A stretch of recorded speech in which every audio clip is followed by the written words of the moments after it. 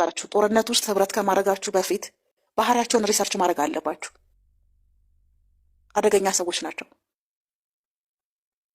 ሃይማኖትንና ፖለቲካ መለየት የማይችሉ ሰዎች ናቸው። ታሪክንና ትርክትን መለየት የማይችሉ ሰዎች ናቸው።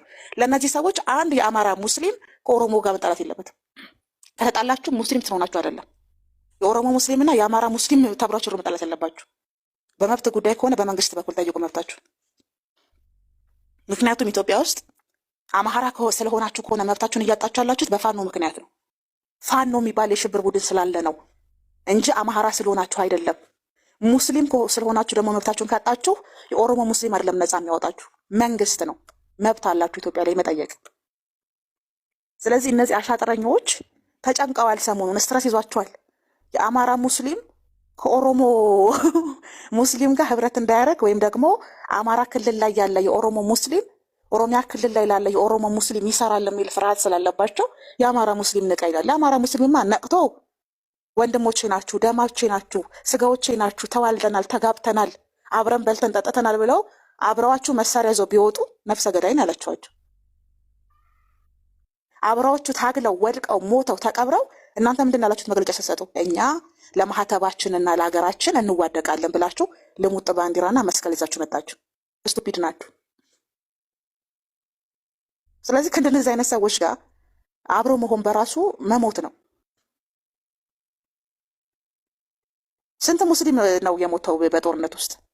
በጣም ብዙ የፋኖ ውስጥ ሙስሊሞች ነበሩ፣ የመጀመሪያው የጦርነት ፓርት ላይ ማለት ነው።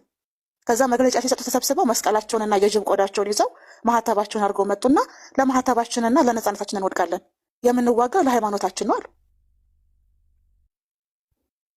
እና ሙስሊም ከበሮ መቼ ነው እንዴ? ግን ችግር የለውም፣ ቅጣታቸውን ተቀጥተዋል። ያን ንግግር የተናገሩ ሰዎች እንዳለ ቅጣታቸውን ተቀጥተዋል። ከባድ ቅጣት፣ ለዛው መጥፎ ቅጣት ነው የተቀጡት። በዛ ቅጣት ምክንያት ነው ዶክተር አብይ ጎንደር ሄዶ ላሊበላ ላይ ማንም ሳይነካው ሰለብሬት አድርጎ የሚመለሰው በዛ ቅጣታቸው ምክንያት ነው። ባህር ዳር ነው የሚያስተዳድረው በዛ ቅጣታቸው ምክንያት ነው። ኢላ ስልክ ገብቶበት ወጣ። ስለዚህ የምን አባታችሁ የአማራ ሙስሊም ነው። እዚህ አይነት ነገር ስታዩ ቪዲዮ መስራት አለባችሁ። ፕሮግራሙ ላይ የሚለው እናንተ የኦሮሞ ሙስሊም ናችሁ ከተባላችሁ ኦሮሞ የሚባል ሙስሊም የለም በሉ ነው የሚለው። አዎ ልክ ነው እኮ እስልምና ብሔር አይደለም ሃይማኖት ነው። ስለዚህ አማራ ክልል ውስጥም ያለ ሙስሊም ሲጠየቅ አማራ የሚባል ሙስሊም የለም። ሙስሊም ሙስሊም ነው በሃይማኖቱ ነው። አማራ አማራ ነው ማንነቱ ነው። መነጣጠልና አንድ ማድረግን እየለየን ነው መሄድ ያለብን። ስለዚህ እንደዚህ አይነት ነገሮች ስታዩ ኮሜንት ላይ አጫጭር ቪዲዮዎች ምናምን በመስራት እንደዚህ አይነት ነገሮችን መቃወም መቻል አለባቸው። ራሳቸው እንዳቦኩ ይጋግሩት። በጣም ተረብሸዋል፣ ፈርተዋል። በጣም እኮ ነው የሚገርመኝ። የህዝብ ቅምጦቹ መደበቅ ሲፈልጉ ሙስሊም ስር እኛ እኮ ዋሃብያ ሙስሊምን እንጂ አህባሽ ሙስሊምን አልተናገርንም። ፋኖ መፍራት ፈርቶ መደበቅ ሲፈልግ ሙስሊም ስር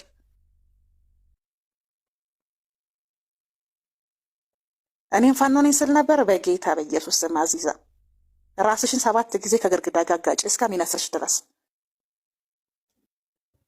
አዎ ደምሽ ራሱ ለታሪክ መቀመጥ አለበት። ሆ ግዳሉኝ እኮ ማለት ነው። በነገርህ ላይ ሙስሊም እኔ ኦርቶዶክስ ራሱ ፋኖ መሆን የለበትም። ፋኖ የሙአ ተዋህዶ መሳሪያ ነው፣ ቤተክርስቲያንን የሚያጠፋ ነው። ሙስሊም ሆኖ ደግሞ ፋኖ መሆን ማለት በገዛ ቆንጨሬ ነው የሞትኩት እንደማለት ነው። ሰኔ 15 ሞቼ በሮቹ የናየው ቀና 10 ከኋላ መጥቶ በቆንጨራ መታኝ። እንዲህ ነው በነገራችሁ ላይ የሙስሊም ሆኖ ፋኖ መሆን በጣም መጥፎ ነው። ኦርቶዶክስ ሆኖ ራሱ ፋኖ መሆን ቤተክርስቲያንን ማጥፋት፣ የሲኖዶስ ስርዓትን ማበላሸት፣ ሲኖዶስን ማለት ነው ቀበሌ ማድረግ ማለት ነው። ኦርቶዶክስ ሆኖ ራሱ ፋኖ መሆን። ፋኖ የመጨረሻ የበከተ የሙአ ተዋህዶ ተቋም ነው። የተግማማ እኔ ሰው እንዴት እንደማያውቅ አላውቅም። በገዛ ቆንጨሬ እንደማለት ነው። አልነቁም። ኦርቶዶክሶች ራሱ መንቃት አለባቸው። ወንድሞቻቸውን እንደዚህ መለኮሳ ሳይቀር የሚገልባቸው ፋኖ ነው። ምክንያቱም ፋኖ ኦርቶዶክስ አይደለም እንዴ። ኦርቶዶክሶች ብዙ ጊዜ የሚረሱት ጎልጎታ ላይ 3 መስቀል እንዳለ ይረሳሉ። አንዱ የኢየሱስ ነው፣ 2 የወንበዴዎች ነው። ሙአ ተዋህዶች ግን በቀኝ ያለውን ወንበዴ ሁሉ አይደለም የሚያደርጉት፣ መሀል ላይ ያለውን በግር የተሰቀለውን ነው የሚጠቀሙት። እሱ መስቀል አድርገው ነው በነጠላ ሸፍነው የሚመጡት። ሰው ሲቆርብ፣ ሰው ሲያስቀድስ፣ የአላፍት ዝማሬ ሲዘጋጅ፣ ጥምቀት ሲዘጋጅ እኮ የሚበሳጩ ሰዎች እኮ ናቸው።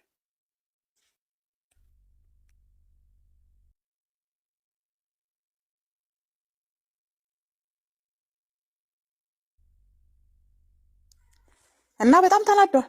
አሁን ደግሞ ድጋሚ ሙስሊም የሚባል ናይ ሙስሊም አራጅ ነው ብላችሁ የዳቦ ስም አውጥታችኋል። ጋግራችሁ ብሉት ዳቦውን። ዝም ብላችሁ ሙስሊም ስግጥ ብላችሁ ከመንግስት ጎን እንደ ዜጋ የኢትዮጵያዊነት መብታችሁን እንደ ሃይማኖት የሃይማኖት ተቋማቶች አሉ፣ የሃይማኖት ጉባኤዎች አሉ። በእነሱ በኩል መብታችሁን ጠይቃላችሁ። እንደ ምእመን እንደ ሙስሊም እንደ አማኞች ደግሞ በመጅሊሳችሁ በኩል ጉዳያችሁን ታስፈጽማላችሁ። መሰልጠን መቻል አለባችሁ። ሰልጥኑ ሙስሊሞች። ፕሮሰስ የሚባል ነገር አደገኛ ነው። ኢትዮጵያ ውስጥ ያላችሁ ሙስሊሞች 40 ዓመት አይሞላችሁም ኢትዮጵያ ሙስሊም ራሱ መባል ከጀመራችሁ። ለዚህ ታሪክ መታገል የለባችሁ። ለዚህ ለማይረባ ለከረፋ ፖለቲካቸው አንድ ሙስሊም መሞት የለበትም። ለዛ እኮ ነው ሙስሊም ገደለን፣ ሙስሊም ገዳይ ነው፣ ሙስሊም ገዳይ ነው። ሙስሊም ስፖርት ሲሰራ እኛን ለመግደል ነው የሚሉ ሰዎች በግድ ግደሉን፣ ቢላም ወረዱ ሲባል ለእኛ ነው የሚሉ ሰዎች ኢማጂን እንዴት አእምሯቸው እንደተበላሸ እነዚህ ሰዎች ማለት ነው።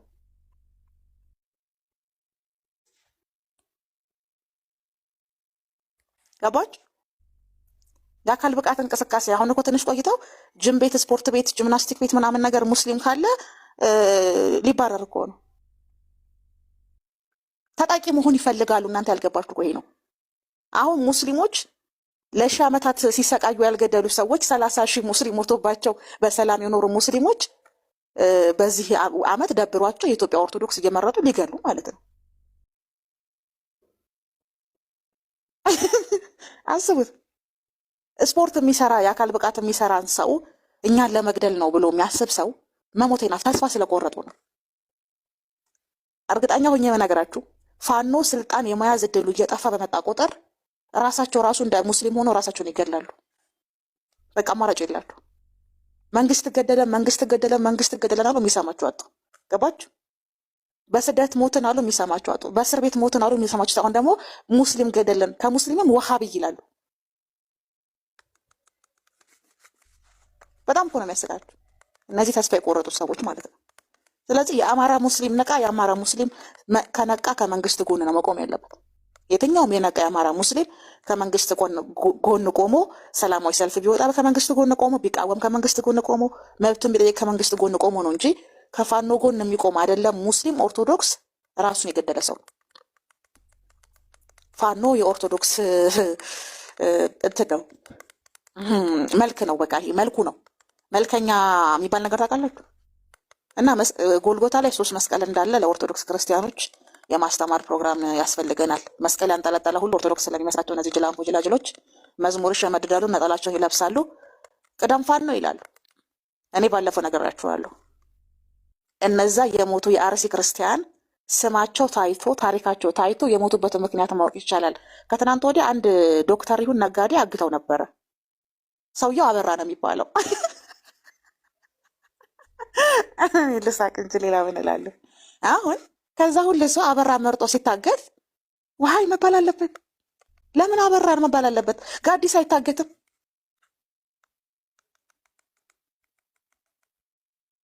እንዴት ነኖር? ፖለቲካ ሊገባችሁ አልቻለው። በጣም ትልቁ የፖለቲካ መስዋዕትነት ለብልህ ጀነራሎች ሰነፍ ወታደሮች ይሰዋሉ። ድል የሚገኘው ከዋጋ ጋር ነው። ካስፈለገ ግማሽ ኦርቶዶክስን ገለው ስልጣን ይይዛሉ። ለምን? ነገ ስለሚወልዱ። ኦርቶዶክሶች ግን እኛ ኦርቶዶክስ ስለሆነንና እኛ አማራ ስለሆነን አማራና ኦርቶዶክስ አይገለንም ብሎ ያስባሉ። አንተ መሀይም መሬቴን ነካህብኝ ብሎ የገደለህ ማን ነው? ሚስቴን ቀማኸኝ ብሎ የገደለህ ማን ነው? ሙዚቃችሁ እኮ ይናገራል። ግጥምና ዜማችሁ እኮ ደመላሽ እኮ ነው የሚባለው አይደል እንዴ? ለብረም አይገል። ለነገሩ በድንጋይ ይጠጋግሮ ከሚበላ የፖለቲካ ሪዮት አለ ምንም ነው የማንጠብቀው እኛ። እና በጣም ስትረስ ይዟቸዋል። ማህበራዊ ሚዲያ ላይ ያሉት የሃይማኖት ነጋዴዎች፣ የህዝብ ቀመጦች ሙስሊም እና ኦርቶዶክስ በብሔርም በዘርም አንድ እንዲሆን አይፈልጉም። ለምን? ቢዝነሳቸው ሃይማኖታዊ ላይ ጠቀም ያደረገ ያማከለ ስለሆነ ማለት ነው። ፖለቲከኞች ደግሞ ከሃይማኖት ይልቅ አማራነት እንዲቀደም ፈለጉ። ሙስሊምም ሁን ኦርቶዶክስም ሁን ካቶሊክም ሁን አማራ ከሆን ከአማራነታችንን ሴቭ ማድረግ አለብን የሚል ሁኔታ ላይ ደርሰዋል። ግን አይሰራም። ምክንያቱም ሞክረው ስለነበር ማለት ነው። በልቂስዬ እንዴት ነሽ?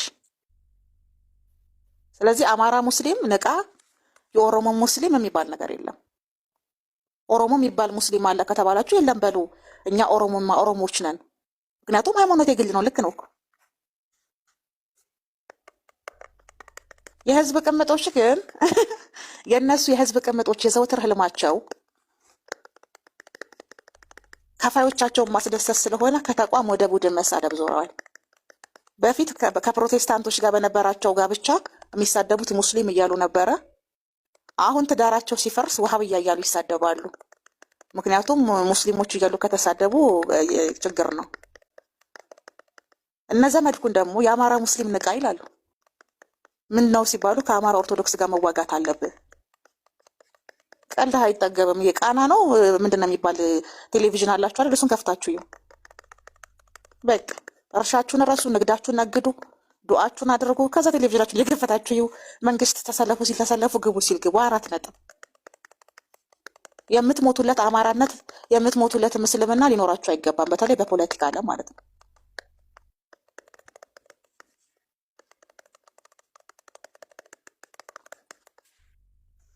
ለቅሶ ላይ ናቸው። ሪያሊቲውን እኮ ያውቃሉ።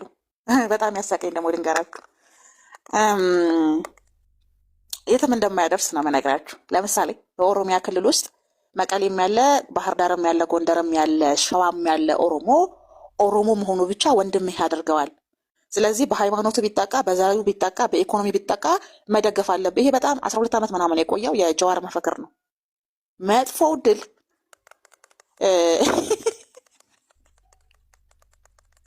ያዝልኝ ስለው ፈቶ ለቀቀብኝ የሚባል ነገር ሰምታችሁ ታውቃላችሁ? በጣም መጥፎ ነገር። ዶክተር አብይ ከስልጣን ከወረደ ስልጣን የማያዝ 90% እድል ያለው ጀዋር መሐመድ ነው። እና ያኔ ምን ሊያደርጋችሁ እንደሚያችል አስቡት። እንዴት አይነት የእስላሚክ ፎቢያ እንዴት እስልምናን እንደምጠሉ፣ እንዴት ሙስሊሞችን እንደምታደርጉ፣ ኦሮሞ የሚባል ነገር እንዴት እንደምትጠሉ፣ የኦሮሞን ታሪክ የኦሮሞ ማንነት እንዴት ስታደርጉ በጣም እሱ ነው። በዚህ ውስጥ ያለፈ ሰው ነው። በነገራችሁ ላይ መጽሐፍቶቹም ሀሳቦቹም እያንዳንዱ ንግግሮቹም ይህን ያማከሉ ናቸው። ስለዚህ ዶክተር አብይ ይሻላቸዋል። ነፍጠኞች ለእናንተ ነው ይሄኛው መልእክቴ። አበበ ብሄድ ተተካ ባልቻ መድፍ አገላባጭ ብቻ ለብቻ የሚባል ነገር የለም። መድፉም ንጉሳኖችም ሞተዋል ብዬ ከዚህ ተነግሬያቸዋለሁ። የሚገላበጥ መድፍ የለንም። አሁን የምናገላብጠው ፋይል ነው። ፋይል ይገላበጣል፣ ይጣራል። የከፈለ አልፋል ይባላል። ያልከፈለ ደምም ቢሆን ይከፍላል። ደም ስለ ጽንስን ጨምሮ ነው። በነገር ላይ የበሬና የበግ ደም ብቻ አይደለም። አሁን ፋይል ነው የሚገላበጠው፣ ይገላበጣል እያንዳንዱ ፋይል። ስለዚህ ፀሐዩ መንግስታችንን ብልጽግናን እናም ጠቅላይ ሚኒስትራችሁን ዶክተር አብይን ብትንከባከቡ ይሻላችኋል። ስልጣኑ በጀዋር እጅ ከወደቀ እመኑኝ 27 ዓመት ጨለማ ላይ ነው ያላችሁት። ህልም ነው የሚሆንባችሁ። ጨለማ ምን እንደሆነ ያኔ ነው የምታዩት። በደንብ ነው ኢቭን ነው የምልህ። ለኦሮሞ መብራት አስገብቶ የአማራውን ነው የሚቆርጠው ጀዋር ከወደ ስልጣን የሚይዘው። እግዚአብሔር ምስክሬ። ጋዜጠኛ አለ፣ ጎረቤት አለ፣ አሜሪካ ትደርስልኛለች ምናምን የሚባል ነገር የሚሰማ ሰው አይደለም ሰው። አብይ እኮ እድሜ ለሚስቱ በል ሚስቱ ፕሮቴስታንት ስለሆነች ስለምትጸልይ ስለምትዘምር እያማለለችው ጨካኝ መሆን አልቻለም። ገባህ?